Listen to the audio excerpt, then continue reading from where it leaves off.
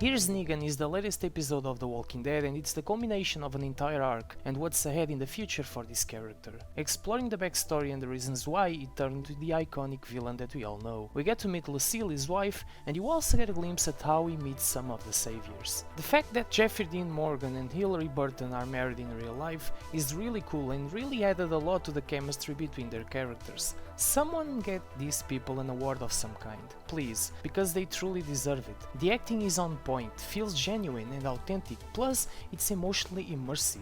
You're there with these people and you feel the emotion under the circumstances they are in. This is by far one of the best episodes of this show, and one that truly brings to the upfront what's the heart of The Walking Dead. The episode itself is well paced, it's well written, and the only minor thing that bothered me was the sequential time jumps that got a bit distracting. I can see people being very confused at first with it. It doesn't ruin the episode, it's just, it could have been shrunk to only one time jump. Taking that aside, I loved the dialogue, especially between Negan and Lucille. Their relationship was so charming and heartbreaking for both, because there's a lot of tension and guilt dragged from the past. The scene where he finds her dead is devastating and really offbeat, and the tone really made me feel the dread this character goes through, and therefore the struggle he fights against to find his place in this world after what he did. But that doesn't necessarily mean he's good. When it comes to the discussion online about this character, there's the question: would I really forgive Negan? Hell no! Understanding Negan doesn't rely on forgiving him or feeling empathy for what he went through. It's about humanizing a villain. But that doesn't suggest that we gotta be on his side now.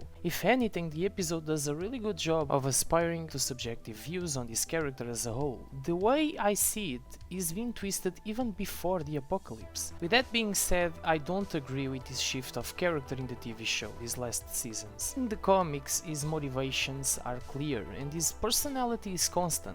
So there you never forgive him because you can see that everything he does is to adapt and just survive within the rules. Here in the show they completely changed that, and I have a lot of issues with it regarding character development. There's a lot of deviation and contradiction in these choices, and it all comes to rushed writing. In this episode, the predominant aspect that stuck with me is the contrast between his actions before the apocalypse and what he did after. These are depicted wonderfully, and if you go back to season 7, the sanctuary structure itself is like an outline of Negan's mind. So in the end, this episode isn't about feeling bad for what he did, it's about coming to terms with who he is and move on. And the best part that proves that is the final scene where he smiles at Maggie in a provocative way. What I'm implying might be inaccurate, but will be an interesting take on Negan in the future. The fact that is this constant that has the monster inside restrained by the rules. He fights alongside of our heroes but with no choice. And he cares about some people, but in a very selective way. Anyway, let me know your take on this because I'm actually curious to see different perspectives. I'll give this episode a 9 out of 10. Leave your comments down below. And if you enjoy my content, subscribe for more in the future and I'll see you in the next video. See ya.